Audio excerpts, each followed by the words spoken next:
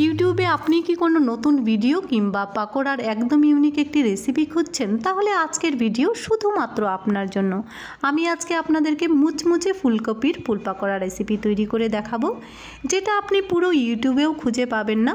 তাই ভিডিওটা সম্পূর্ণ দেখার জন্য সঙ্গে থাকুন। নমস্কার বন্ধুরা, আমার চ্যানেলে সকল দর্শক বন্ধুদের স্বাগত জানিয়ে আজকে একটি মুচমুচে ফুল পাকোড়ার রেসিপি আপনাদেরকে তৈরি করে দেখাবো।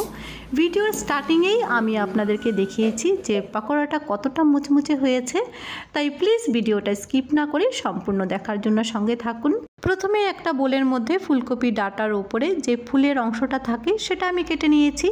আর ফুলকপির ডাঁটাটা কিন্তু আমি ফেলে দেব না, অন্য তরকারিতে দিয়ে রান্না করে নেব। আর ফুলকপিগুলো কিন্তু একদম ছোট ছোট করে কেটে নিয়েছি। এবার ফুটন্ত জল 1.5 গ্লাস পরিমাণ দিয়ে দেব, দিয়ে সামান্য পরিমাণ লবণও সাথে অ্যাড করে নেব। লবণ দেওয়ার পর 5 মিনিটের জন্য আমি ঢাকা দিয়ে রেখে দিচ্ছি। এতে করে ফুলকপির মধ্যে যদি কোনো পোকা থাকে সেটাও নষ্ট হয়ে যাবে। আপনারা যদি চান ফুলকপিটা ভাপিয়েও নিতে পারেন। আমি ফুটন্ত জলে 5 মিনিটের জন্য ভিজিয়ে ঢাকা দিয়ে রেখে দিচ্ছি। 5 মিনিট পরে ঢাকনা খুলে নিচ্ছি। দেখুন ফুলকপির কালারটা কিন্তু চেঞ্জ হয়ে গেছে আর ফুলকপিটা বেশ মজেও এসেছে। এবার ফুলকপির জল ঝরিয়ে নিয়ে ওপর থেকে একটা বড় সাইজের পেঁয়াজ কুচি দিয়ে দিচ্ছি, সাথে আদা রসুন বাটাও দিয়ে দেব। পেঁয়াজ আমি একদম মিহি আর ছোট করে কেটে নিয়েছিলাম।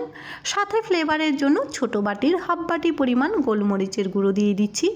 এতে করে পাকোড়াতে খুব সুন্দর একটা ফ্লেভার আসবে। আর সাথে দিয়ে দিচ্ছি হাফ চামচ গোটা জিরে, আর দিয়ে দেব বেশ খানিকটা ধনেপাতা কুচি।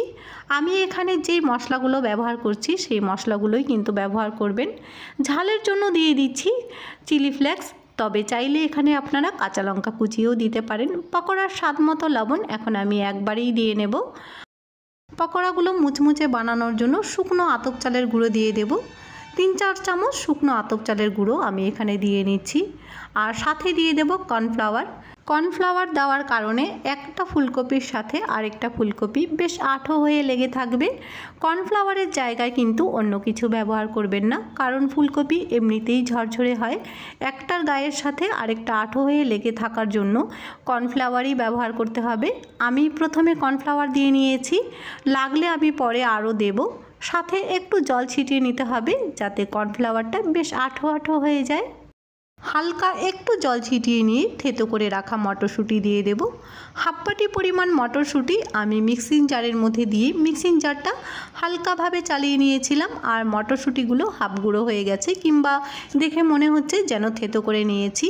মটরশুঁটি দেওয়ার কারণে পাকোড়াগুলো যেমনি খেতে সুস্বাদু হবে তেমনি পাকোড়াগুলো দেখতেও ভালো লাগবে।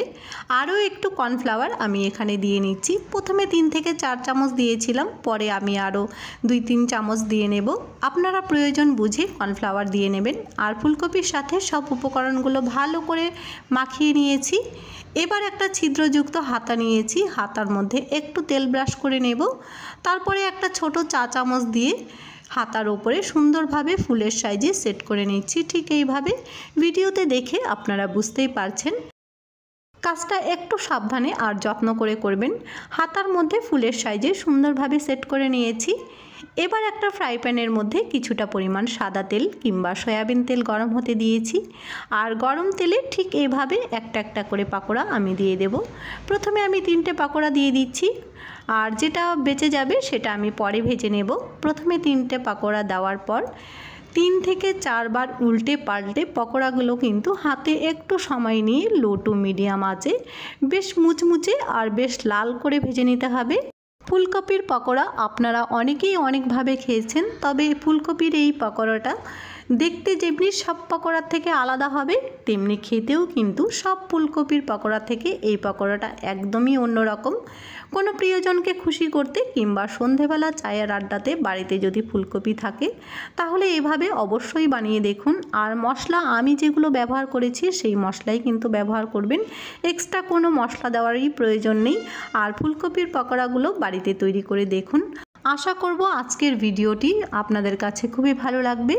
আর যেহেতু একদমই নতুন ফুলকপির পকোড়া, তাই বন্ধু বান্ধব আত্মীয় স্বজন সবার সাথে শেয়ার করতে ভুলবেন না।